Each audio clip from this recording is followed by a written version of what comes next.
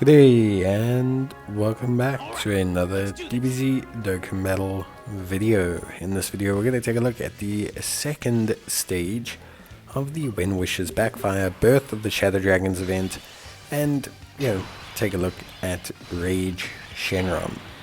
Now, Rage Shenron, there's a couple of things to understand here, and obviously in terms of team build we've manifested that. So Rage Shenron, much like Haze Shenron, much like Android, or Super Android 17, much like pretty much Legend Leggett from, I can't remember his name now, but like a lot of mono fights where the boss is one typing, bringing a team that is one typing is usually the best procedure. You just, generally speaking, tend to have a good time because you never have a stage of having weakness. So pretty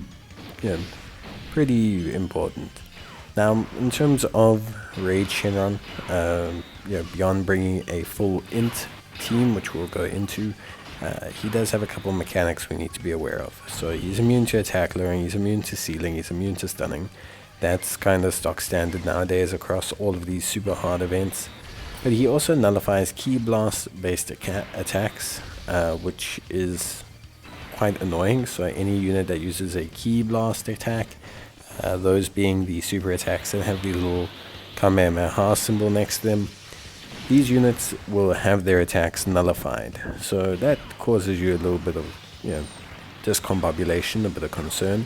You're going to need to build your team around having physical attacks, which have little fists, or other, which I think is just nothing, or like a little circle, key circle. But you basically just want to avoid key attacks, in general.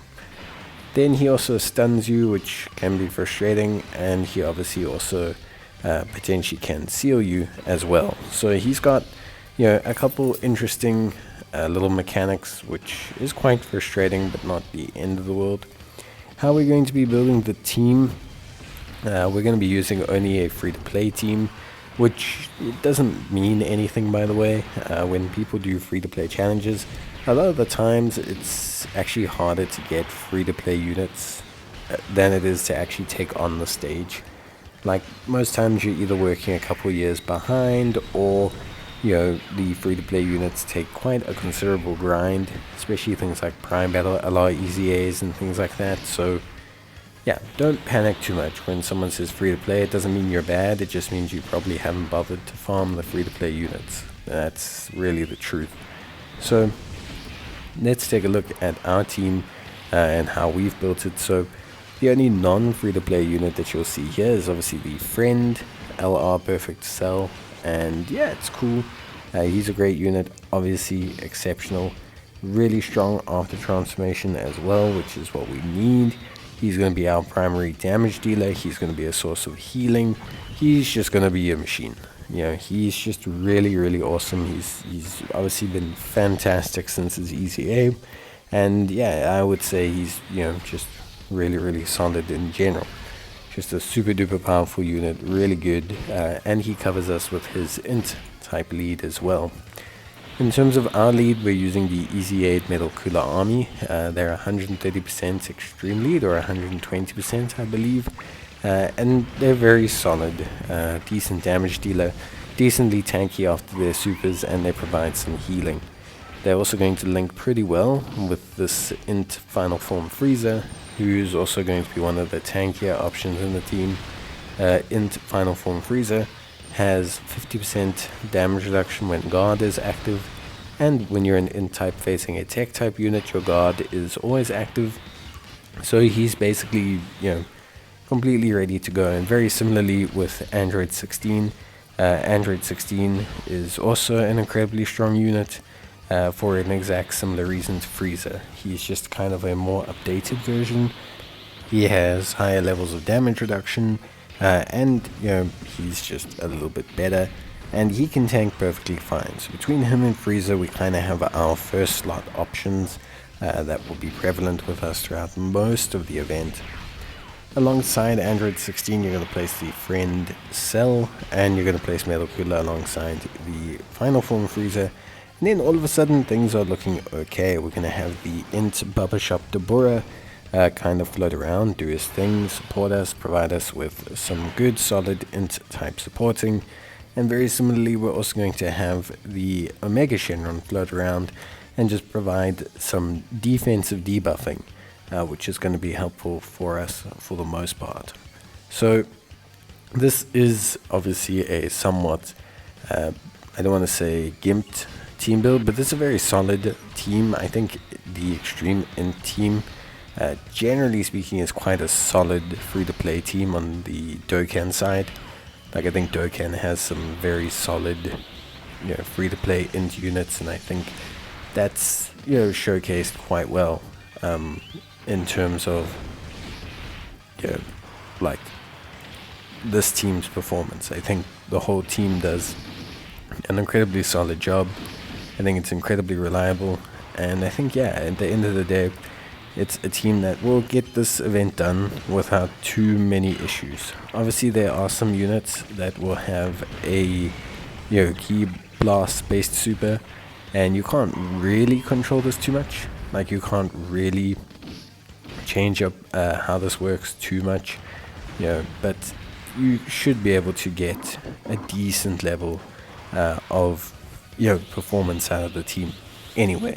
I think the team's just going to be solid from that perspective anyway.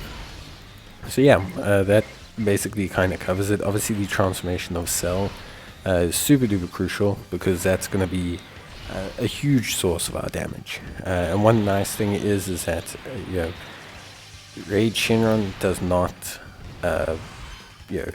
not absorb the key.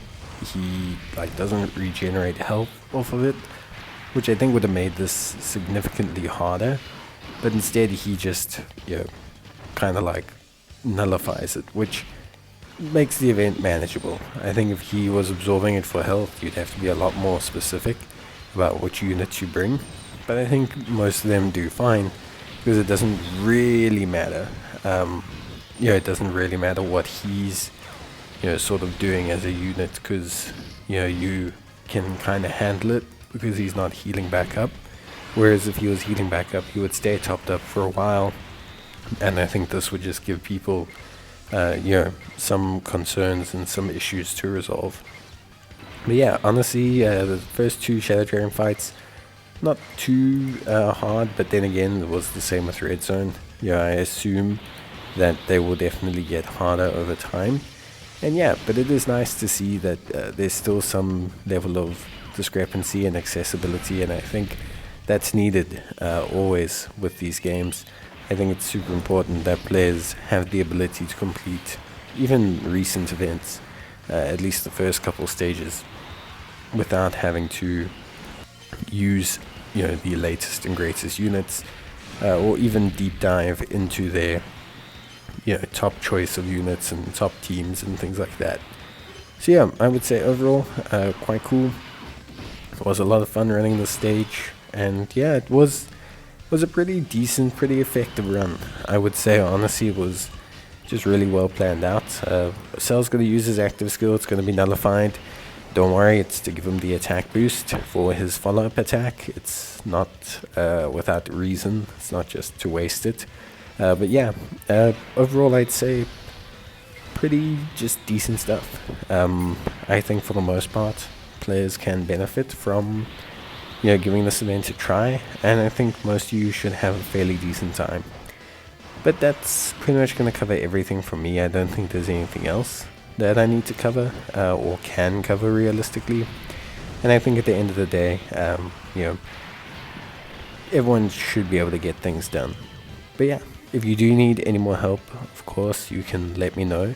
In the comments down below, I'm always willing to help people out, or listen to what unit you have or what unit you have in the box, and just basically take a look. So that's not a problem. And that's basically going to be it from me. So hope you guys enjoyed the video, and I'll see you guys in the next one. So until then, as always, take care, stay safe, and thank you guys so much for watching. It's appreciated. Bye.